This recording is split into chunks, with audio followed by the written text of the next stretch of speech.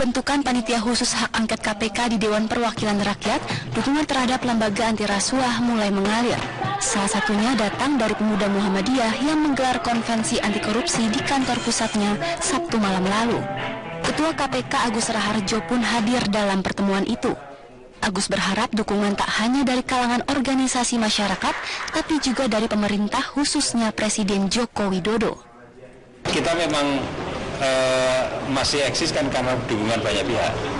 Dukungan dari CSU, dukungan dari Muhammadiyah, NU, terutama pemuda Muhammadiyah gitu ya. Dan mudah-mudahan dukungan ini juga bisa menyadarkan banyak pihak yang ingin memperomah gerakan anti korupsi gitu ya. Presiden masih mengamati lah. Mudah-mudahan Presiden juga mengambil sikap lah. Desakan agar Presiden Jokowi mendukung KPK sudah datang dari kalangan aktivis anti korupsi. Mereka menganggap dukungan itu bisa mencegah KPK dilemahkan dalam pengusungan hak angket ini. Presiden Jokowi tidak bisa menyampaikan dan lepas tangan dari persoalan angket. Karena angket ini sudah didrive dan didorong oleh partai-partai koalisi dari pemerintah itu sendiri. Dan output dari angket itu akan jatuh dan balik kepada Presiden sendiri. Maka Presiden harus menyampaikan sikap dan menertibkan partai-partai koalisinya agar tidak menjadi liar untuk menyusung hak angket itu. Dan pasti Presiden akan direpotkan sendiri dari persoalan ini. Sayangnya harapan aktivis tersebut bakal sulit terwujud sebab pemerintah menegaskan hak angket adalah kewenangan DPR. Pemerintah sama sekali tidak bisa ikut campur kewenangan konstitusi yang dimiliki oleh DPR. Maka silakan DPR untuk menggunakan haknya. Jadi pemerintah ya ini kan hak DPR. Polri pun menyampaikan akan membantu DPR dalam menjalankan mekanisme angket seperti jemput paksa pihak yang menolak hadir. Itu mekanisme DPR ya, bukan mekanisme pemanggilan di Polri ya. Jadi kita mengikuti mekanisme di DPR ya. Pembentukan pansus KPK menuai kontroversi karena diawali aksi ketuk palu dan walkout sejumlah fraksi. 3 fraksi juga menolak mengutus perwakilannya dalam pansus sehingga dianggap tak memenuhi standar undang-undang tentang DPR. Tim Liputan Metro TV. DPR Fahri Hamzah yang menjenguk 2 tahanan KPK tanpa izin di rumah tahanan Polres Jakarta Timur. ICW menduga ada motivasi tertentu di balik kunjungan Fahri Hamzah kepada 2 tahanan lembaga anti rasuah tersebut. Akibat upaya menerobos aturan, melanggar aturan dalam bertemu dengan seorang tahanan, tentu ini patut dicurigai ada motivasi tertentu yang bersangkutan bertemu dengan seorang tahanan KPK. Apalagi dilakukan dengan cara melanggar ketentuan dan mekanisme yang sudah diatur di dalam peraturan perundang-undangan. Akibatnya tentu ini sebuah terobosan aturan, menerobos aturan yang menjadi presiden buruk bagi seorang pejabat publik. Kita ke informasi dari Wakil Ketua DPR Fahri Hamzah ke rumah tahanan Polres Jakarta Timur dikritik. Pasalnya Fahri juga membesuk 2 tahanan Komisi Pemberantasan Korupsi dalam kasus dugaan suap pemberian predikat wajar tanpa pengecualian dalam kunjungan ini. Partai Keadilan Sejahtera pun mempertanyakan tindakan Fahri yang disebut belum dapat izin dari lembaga anti rasuah. Adalah Partai Keadilan Sejahtera yang meminta Wakil Ketua DPR Fahri Hamzah memberikan penjelasan kepada publik terkait alasannya bertemu dengan 2 tahanan KPK di rumah tahanan Polres Jakarta Timur Senin 27 Mei 2017. Pasalnya, PKS menolak tindakan Fahri yang membesuk tahanan KPK tanpa izin lembaga anti rasuah sebagai perwakilan partai. Pak Fahri fair saja menjelaskan pada publik mengapa dia katanya mengunjungi kantor kepolisian tapi kok malah mengunjungi orang yang terkena OTT. Sampaikan aja pada terbuka secara sejujurnya dan kemudian agar kemudian publik juga jadi tahu persis kalau itu pengawasan apa yang diawasi. Kan perlu juga disampaikan hasil pengawasan itu. Apa sih yang dilakukan pengawasan? Kalau memang pengawasan apa yang dilakukan pengawasan?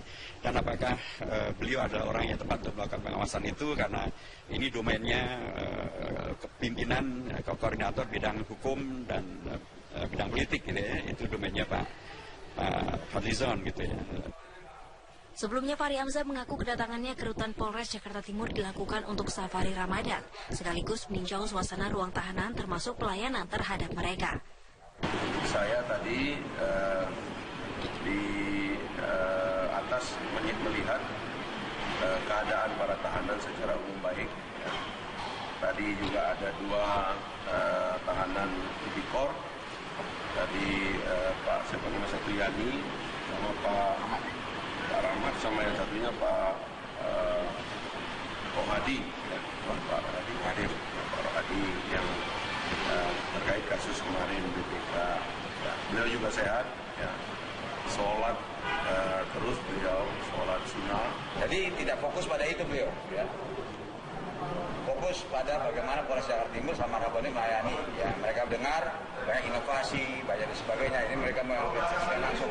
Jadi memang situasinya dari seperti dikatakan bahwa juga profesional, modern, terpercaya dengan humanis pelayanan kita terhadap tahanan juga begitu dirasakan. Komisi Pemberantasan Korupsi mengaku belum memberikan izin kepada siapapun, termasuk Fahri Hamzah, untuk menjenguk auditor BPK, Rohmadi Sabtogiri, dan pejabat Kementerian Desa PDTT, Jarod Budi Prabowo. KPK pun menyayangkan sikap Fahri yang tidak meminta izin untuk mendatangi tahanan yang tengah menjalani proses hukum. Tim Liputan. Bapak Menteri, yaitu atas nama Bapak Eko, apa kabar Pak Eko? Baik Pak, apa kabar? Selamat malam. Selamat malam. Apa kabar Pak Eko di puasa pertama hari ini? Puasa lancar ya Pak Eko ya? Alhamdulillah lancar. Pak Eko, mungkin kita langsung saja membahas masalah yang akhir-akhir ini menjadi cukup perbincangan di masyarakat, yaitu mengenai tangkap tangan terhadap salah satu pejabat di instansi yang Bapak pimpin. Bapak mengetahui tidak mungkin adanya upaya suap yang dilakukan oleh Irjen ini kepada BPK? Saya juga terkejut karena pada saat itu saya lagi di kantor, kira-kira antara jam 6 jam 7 saya ditelepon oleh sekjen saya, dikasih tahu bahwa ada 4 ruangan di Kementerian Desa yang disegel KPK. Ketika waktu itu tidak berada di kantor ya Pak ya? Saya di kantor. Oh, di kantor. Saya di kantor, terus begitu saya dikasih tahu, saya otomatis telepon Irjen saya kan. Ternyata saya telepon Irjen saya tidak bisa dihubungi. Akhirnya saya telepon biro hukum saya, karena ini menyangkut KPK, saya minta untuk datang ke KPK untuk mencari informasi. Saya tunggu sampai jam 12 malam, belum bisa mendapatkan informasi. Tapi saya menghormati proses hukum yang berlaku di KPK, makanya waktu itu saya menunggu saja sampai ada keterangan resmi dari KPK. Kalau kita tanyakan lagi ke Ustadz, kalau melihat informasi yang adanya operasi tangkap tangan menjelang 1 hari pelaksanaan bulan suci Ramadan, Ustadz melihatnya bagaimana ini pejabat disinyalir melakukan penyalahgunaan wewenangnya untuk mendapatkan sesuatu begitu? Kalau saya pribadi sih selalu mengatakan ya bahwa pre-assumption of innocence itu tetap penting. Kan proses juga operasi tangkap tangan masih terus berproses untuk pembuktian dan lain sebagainya. Jadi kalau saya suka nyaranin ke masyarakat, kalau ketemu yang begini-gini, kita bersihin hati aja, kita doa dah gitu. Karena itu kan wilayah yang bukan wilayah kita gitu. Kita nggak boleh ada keselnya, nggak boleh ada suuzonnya, belum tentu juga benar gitu. Apalagi zaman sekarang kan gitu, masih banyak sekali segala kemungkinan. Jadi saran saya sih memang banyak, kalau buat masyarakat ya banyak doa lah gitu. Tapi kalau buat aparat kan ya lakukan apa yang memang patut dilakukan, apalagi yang udah punya bukti-bukti merasa itu otentik gitu. Segitu aja kalau saya. Saya ingin ke Pak Menteri lagi. Kalau kita ketahui di luar sana bahwa kasus suap yang dilakukan oleh pejabat di Kementerian Desa ini adalah untuk mendapatkan predikat wajar tanpa pengecualian dalam laporan keuangan. Artinya mungkin tidak bekerja sendiri, mungkin pejabat-pejabat lain di lembaga Bapak yang mengetahui ada upaya untuk menyuap BPK ini. Begini Mbak, saya tidak melihat untuk mendapatkan WTP itu suatu hal yang extraordinary. Karena WTP itu didesain untuk kalau kita melakukan hal yang wajar-wajar aja, itu pasti akan bisa WTP. Kenapa di kementerian saya waktu kemarin belum WTP, masih WDP? Karena banyak hal yang terpending gitu. Karena terpending, akhirnya waktu diaudit laporannya belum masuk, belum itu. Jadi menurut saya itu bukan hal yang sulit. Makanya tahun lalu kita membuat satu kick off di mana kita akan mewujudkan untuk bisa jadi WTP, dan itu pegawai saya kerjanya sampai malam-malam untuk mewujudkan itu. Jadi harusnya nggak sulit, dan saya yakin dengan kerja keras itu improvementnya cukup signifikan. Nah, juga untuk mendapat WTP itu BPK saya yakin tidak bisa hanya ditentukan oleh 1-2 orang, karena itu satu proses yang panjang, yang mulai dari auditornya, timnya, terusnya ada satu kayak satu tim yang menentukan gitu. Itu nggak bisa 1-2 orang. Jadi juga kalau mau nyogok itu juga nggak mungkin 240 juta untuk seluruh tim kayak gitu. Nah, saya juga nggak tahu kenapa, makanya kita tunggu aja proses yang sedang berjalan di KPK. Saya minta kepada Pak Irjen juga, karena Irjen saya ini termasuk orang yang saya anggap menjadi garda terdepan dalam pemberantasan korupsi di tempat saya. Karena saya diminta oleh Presiden untuk benahi kementerian ini. Status audit terakhir seperti apa, Pak? Wajar tanpa pengecualian? Wajar atau? dengan pengecualian Itu tahun untuk 2015. 2016 wajar dengan tanpa pengecualian. Nah, saya banyak bersih-bersih Mbak di kementerian saya, baik yang menyangkut integritas dan menyangkut performance. Bahkan eselon 1 aja sekarang masih saya kosongkan 6 karena related sama performance. Nah, setiap ada pansel juga saya selalu minta data dari PPATK. Kalau data dari PPATK-nya sudah nggak ada kecurigaan, pasti tidak akan lulus. Kemudian tahun lalu kita, karena kementerian baru yang harusnya ada 3.700 pegawai negeri, kita baru ada 1.700 atau 1.800, sisanya diisi sama tenaga ahli outsourcing dari luar.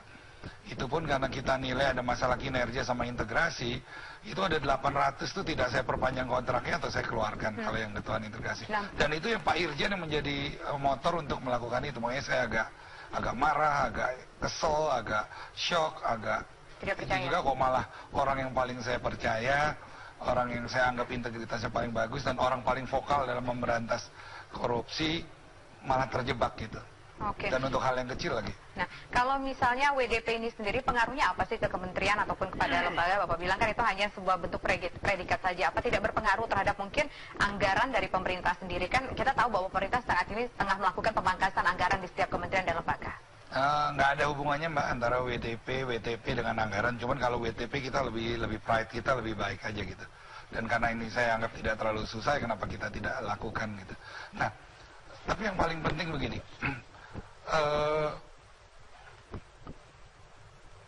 Kejadian ini mudah-mudahan ada hikmahnya. Jadi dengan kejadian ini saya akan lebih kencang lagi untuk memberantas korupsi, karena di hubungan kita dengan KPK, BPK dan BPKP juga cukup baik. Waktu saya awal jadi menteri juga saya 3 hari langsung datang ke KPK, secara sukarela minta telepon saya, rumah saya, kantor saya disadap gitu. Terus kita ngadakin kerjasama memberikan pencerahan kepada seluruh pegawai di kementerian saya. Bahkan Pak Gito ini juga termasuk orang yang saya hargai dalam arti karena dia yang membentuk Satgas Berpungli, agen perubahan reformasi birokrasi, dan mengadakan beberapa kali pertemuan dengan KPK, BPK dan BPKP untuk pencerahan di kementerian saya gitu. Artinya mungkin ada kecenderungan bahwa Irjen di kementerian Anda ini dijebak begitu? Saya nggak bisa mengatakan begitu. Faktanya udah ketangkep ya, kita percaya dengan kredibilitas KPK karena KPK adalah satu lembaga yang reputasinya kita semua tidak sangsikan. Oke, Ustadz, kalau melihat ini, kalau dari apa yang disampaikan oleh Pak Menteri bahwa orang yang tertangkap tangan ini adalah orang yang betul-betul memerangi korupsi, kemudian juga orang yang terkesan bersih dan punya etos kerja yang tinggi. Ustadz, bagaimana melihat hal ini, Ustadz? Saya itu kalau urusan begini itu suka nempatin dia sebagai orang yang nggak tahu gitu. Karena kalau saya ngomong juga sesuatu yang saya nggak paham juga, kita takut juga gitu. Jadi saya sih lebih baik ngelihat kayak begini tuh, ya gue doa aja dah gitu, biar kalau emang ini ditangkap, nangkapnya orang yang benar gitu aja. Kalau emang ini salah, mudah-mudahan ini ujian juga buat yang ditangkap gitu. Kita ya nggak ngerti kok juga. Baik. Dan tapi kita wajib percaya gitu loh. Nah, wajib percaya itu kan bukan berarti kita ikut nyampurin gitu. Nah, kalau emang sebaik-baik nyampurin itu adalah doa, ya doa aja gitu. Dan yang paling penting kejadian ini kan karena ada kesempatan. Makanya kesempatan bagaimana, Pak Menteri? Ya, berarti ada kesempatan, dan kalau nggak ada kesempatan kan berarti nggak mungkin. Nah, makanya kita sebagai pimpinan harus berusaha semaksimal mungkin mengurangi kesempatan. Makanya saya 3 minggu yang lalu dalam pertemuan di depan seluruh pegawai saya dengan pimpinan KPK, BPK dan BPKP, karena saya merasa kementerian saya sudah jauh lebih baik, saya meminta kepada KPK untuk walaupun tanpa ada kasus, bisa sewaktu-waktu mengaudit seluruh satker di kementerian saya tanpa izin saya. Tujuannya bukan untuk menangkap orang. Tujuannya adalah supaya orang nggak macam-macam karena diawasin, sehingga efek pencegahannya itu begitu besar. Baik. Sayangnya 3 minggu setelah itu ada kejadian ini, makanya agak shock juga saya. Oke, baik. Nanti akan kita lanjutkan kembali perbincangan kita, tapi kita harus... Desa Pembangunan Daerah Tertinggal dan Transmigrasi mengaku tidak mengetahui asal uang suap untuk BPK. Sikap Kemendes disayangkan ICW yang tidak mengetahui pergerakan para bawahannya. Penangkapan dua auditor BPK dan pejabat Kemendes PDT dan Transmigrasi dalam operasi tangkap tangan Jumat lalu oleh KPK seakan mencerminkan opini BPK diwarnai korupsi. Indonesia Corruption Watch mempertanyakan sikap Menteri Desa PDT dan Transmigrasi yang tidak tahu pergerakan bawahannya. ICW juga mempertanyakan asal uang suap. Nah, kok bisa Menteri Desa lepas kendali begitu bahwa ada anak buahnya pejabat eselon 1 berkeliaran tanpa dia ketahui sudah melakukan penyuapan, ya. Uang yang diberikan oleh Irjen Kemendes pada BPK itu kan lumayan, ya, ada 200 juta dan ada 1,15 miliar.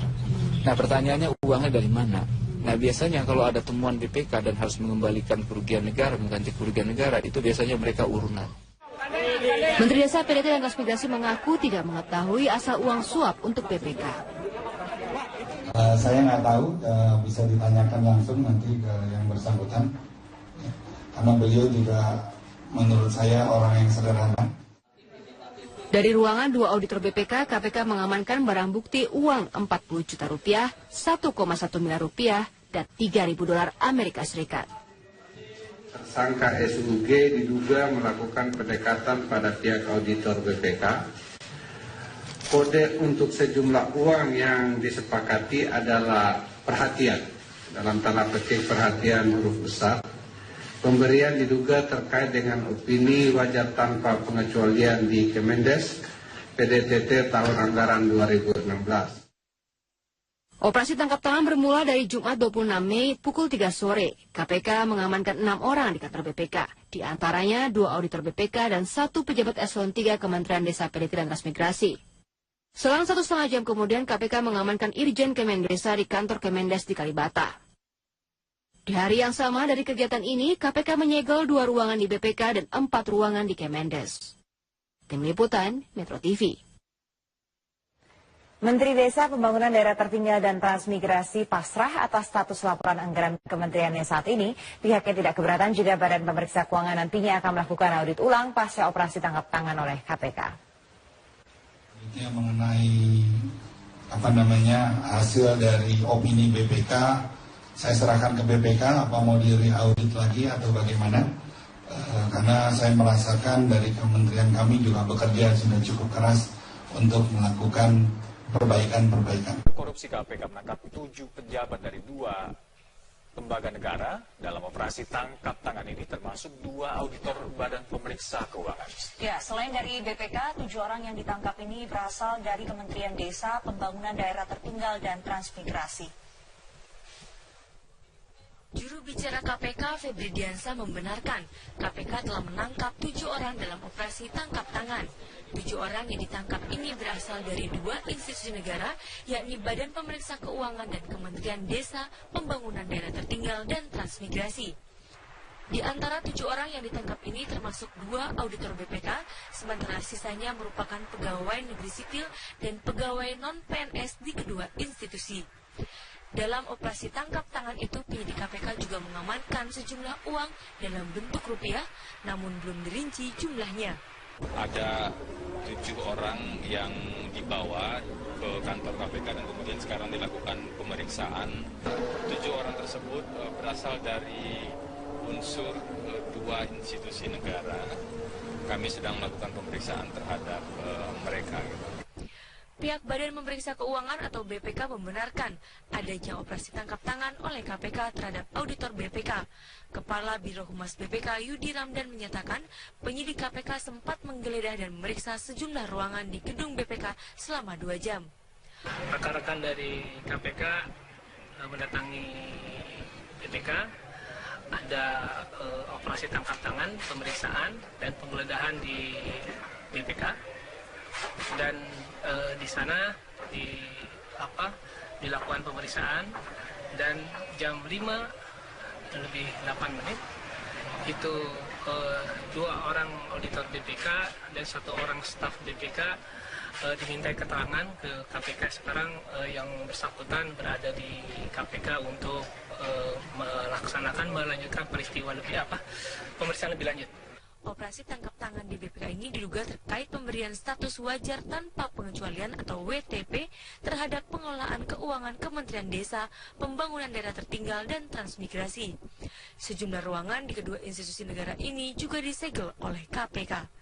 Dari Jakarta, Tim Liputan Metro TV. Operasi tangkap tangan yang diduga melibatkan pejabat dari Badan Pemeriksa Keuangan dan Kementerian Desa, Pembangunan Daerah Tertinggal, dan Transmigrasi. 7 orang diamankan dari OTT tersebut beserta sejumlah barang bukti. Ya, untuk informasi selengkapnya kita langsung bergabung dengan Mila Amalia dari gedung KPK. Mila, apakah sudah ada keterangan resmi dari KPK terkait dengan OTT yang melibatkan 2 lembaga ini?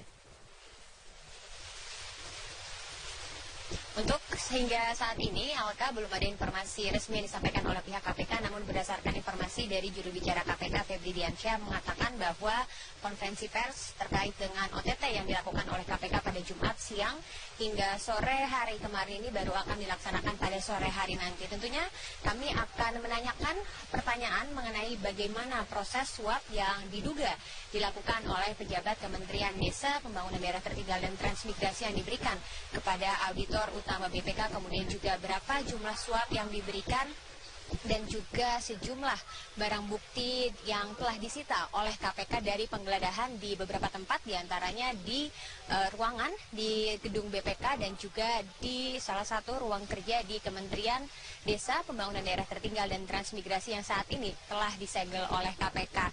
Untuk saat ini tim penyidik dari KPK masih melakukan pemeriksaan awal karena KPK sendiri memiliki waktu 1 kali 24 jam melakukan pemeriksaan kepada 7 orang yang telah diamankan, atau pemeriksaan ini memiliki waktu hingga Sabtu malam nanti. Kemarin juga Wakil Ketua KPK Laude Muhammad Syarif telah menyampaikan bahwa OTT yang dilakukan yang melibatkan diduga 2 terkait instansi pemerintahan tersebut karena adanya Kementerian Desa, Pembangunan Daerah Tertinggal, dan Transmigrasi ini meminta status opini wajar tanpa pengecualian terhadap laporan keuangan kementerian lembaga. Padahal pada hari Selasa 23 Mei lalu, Presiden Jokowi telah menerima laporan keuangan pemerintah pusat atau LKPP tahun 2016 dari BPK yang menyampaikan bahwa LKPP di tahun 2016 ini berstatus wajar tanpa pengecualian, dan status tersebut telah ditunggu-tunggu oleh pemerintah pusat selama kurang lebih 12 tahun karena terakhir di LKPP tahun 2004 status tersebut diberikan.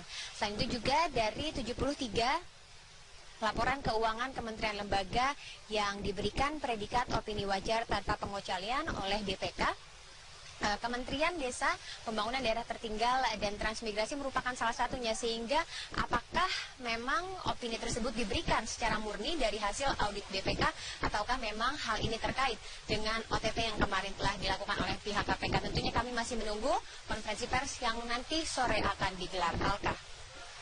Baik, Mila Amalia masih terus. Nugroho, mantan auditor BPKP, dan Bapak M. Yasin, mantan wakil ketua KPK sekaligus mantan Irjen dari Kementerian Agama. Bapak-bapak, terima kasih sudah bergabung bersama kami.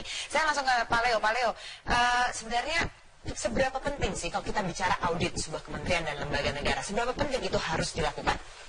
Kalau kita bicara audit itu sebenarnya kan memastikan bahwa semua yang dikerjakan dilaporkan sesuai dengan standar. Perlu dikenalkan juga ke masyarakat sebenarnya bahwa audit itu ada macam-macam. Audit yang dilakukan oleh BPK ada beberapa macam. Satu, audit atas laporan keuangan. Yang kedua, audit kinerja. Ketiga, audit dengan tujuan tertentu. Nah, audit atas laporan keuangan ini tujuannya ngasih opini. Opini itu pendapat apakah laporan keuangan itu disajikan sudah sesuai dengan standar pelaporan. Kalau laporannya sesuai dengan standar pelaporan, maka dia akan mendapat opini wajar tanpa pengecualian. Kalau pendapat yang kedua itu pendapat wajar dengan pengecualian. Wajar dengan pengecualian pada umumnya wajar, kecuali yang ini gitu. Dan dalam hal ini BPK bekerjasama dengan auditor publik gitu untuk memeriksa laporan keuangan suatu kementerian. Jadi kewenangan untuk melakukan pemeriksaan keuangan negara itu ada di BPK, diatur di Undang-Undang Nomor 15. Itu kewenangannya ada di BPK. Kalaupun BPK mempekerjakan kantor akuntan publik itu pun bekerja atas nama dan untuk BPK. Oke, kemudian kalau bagaimana sebenarnya suatu kementerian atau lembaga negara ini bisa mendapatkan opini WTP tersebut wajar tanpa pengecualian? Kalau opini wajar tanpa pengecualian artinya semua laporan yang disajikan sudah sesuai dengan standar akuntansi pemerintah. Karena BPK juga mengauditnya juga menggunakan standar audit keuangan negara. Jadi dua-duanya mengauditnya menggunakan standar, laporan yang diaudit pun disajikan sesuai dengan standar. Sebegitu pentingkah opini WTP ini sehingga sampai harus ada kasus penyuapan seperti ini? Belakangan ini jadi gengsi ya. Karena saya berharap sebetulnya ini ada edukasi juga dari BPK, dari humasnya BPK, mengedukasi bahwa audit BPK itu ada beberapa macam. Salah satunya adalah memberikan opini. Dan opini juga ada tingkatannya ya, ada wajar tanpa pengecualian, wajar dengan pengecualian, kemudian tidak wajar, bahkan satu lagi ada disclaimer dan bahkan ada tidak memberikan pendapat. Nah, itu menjadi penting karena sebetulnya belakangan ini kan memang ada untuk daerah itu ada insentif. Kalau laporan keuangannya itu wajar tanpa pengecualian, itu bisa dapat insentif untuk beberapa instansi-instansi yang punya rapot bagus. Kalau Kementerian dan Lembaga Negara ada insentifnya juga atau tidak? Yang saya yang saya tahu ada, tapi saya lupa peraturan yang mana gitu ya. Tapi yang jelas setiap kementerian dan daerah semua auditinya BPK berlomba untuk dapat WTP. Artinya itu lebih kepada gengsinya, begitu? Satu gengsi, karena di masyarakat juga tertanam bahwa kalau laporan keuangan sudah wajar tanpa pengecualian, itu sudah bersih, dianggap clean, padahal belum tentu. Itu kan hanya masalah kepatuhan pelaporan sesuai dengan standar. Nah, kalau Pak Yasin dulu sebagai Irjen Kementerian Agama, begitu sebenarnya mekanismenya laporan keuangan kementerian itu seperti apa sih, Pak? Ya, mekanisme laporan kementerian tadi kan sudah disinggung oleh Pak Leo, berdasarkan standar akuntansi pemerintah. Kemudian sesuai dengan aturan perundangan yang berlaku, misalnya kalau berkaitan dengan pembayaran, itu ada standar yang disebut dengan standar biaya masukan, atau mungkin juga ada secara tertentu standar biaya khusus, itu Kementerian Keuangan. Misalnya kalau membayar narasumber 1 jam itu berapa, 1 jam penyampaian materi itu. Misalnya kalau hanya 1 juta misalnya, ini misalnya, kemudian padahal dia hanya 2 jam, seharusnya dia mendapatkan 2 juta lah, katakanlah seperti itu. Kemudian dibayar 5 juta, maka ada kewajiban bagi yang mengeluarkan uang itu, satuan kerja yang bersangkutan di bawah kementerian atau lembaga tertentu harus mengembalikan uang itu. Dari temuan dari BPK seperti itu. Ada juga sistem pelaporan yang sekarang tuh mengacu kepada accrual basis, bukan cash basis. Nah, accrual basis dengan sistem baru bagi seluruh kementerian harus menggunakan accrual basis di tahun 2016. Nah, maka semua harus menggunakan accrual base tahun 2015. Bahkan sesuai dengan aturan itu ya sejak dikeluarkannya SPIP itu PP 60 tahun 2008 itu harus menggunakan accrual basis, tapi kan terlambat. Pada belum siap. Nah, itu yang menyebabkan misalnya kami di Kementerian Agama ya dari tahun 2011 sampai 2014 kita ini WTP terus. Tapi karena ketidaksiapan dari jajaran kita, itu masalah itunya ya. Nah, sehingga turun menjadi WTP. Tapi kita tidak berusaha untuk nyuap, apa adanya. Jadi sulit sebenarnya memang untuk mendapatkan opini WTP itu kok dari kementerian. Itu melalui perjuangan. Jadi WTP yang disyaratkan oleh Menpan itu adalah apabila memenuhi kriteria 26 kategori atau item yang bisa dievaluasi oleh Menpan berkaitan dengan laporan keuangan salah satunya. Jadi setiap kementerian dan lembaga itu yang bisa dikategorikan melaksanakan reformasi birokrasi apabila opini keuangan hasil audit keuangan BPK itu mendapatkan WTP. Kalau belum WTP maka tidak ada peningkatan remunerasi karena ada persentasenya. Itulah yang dikejar sekarang. Jadi siapa yang bertanggung jawab kok di kementerian itu terkait dengan laporan keuangan ini? Karena kan memang banyak sekali kan cabang-cabangnya di situ. Ya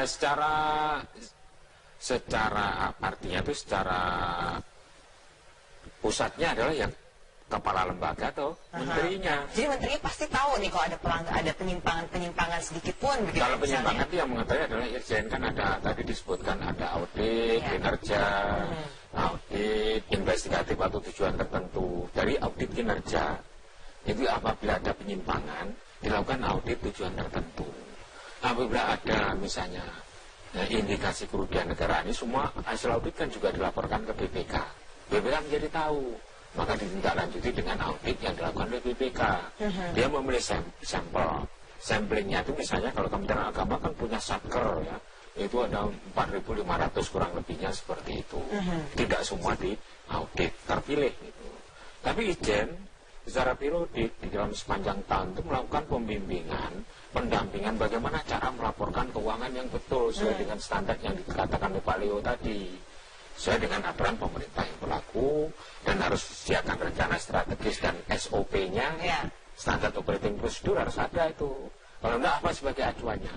Harus ada target kinerja, dan apabila itu mendistribusikan atau menggunakan uang untuk kegiatan-kegiatan, harus memenuhi prinsip-prinsip efektif, efisien, dan ekonomis. Tidak boleh seenaknya sendiri, bro-bro begitu.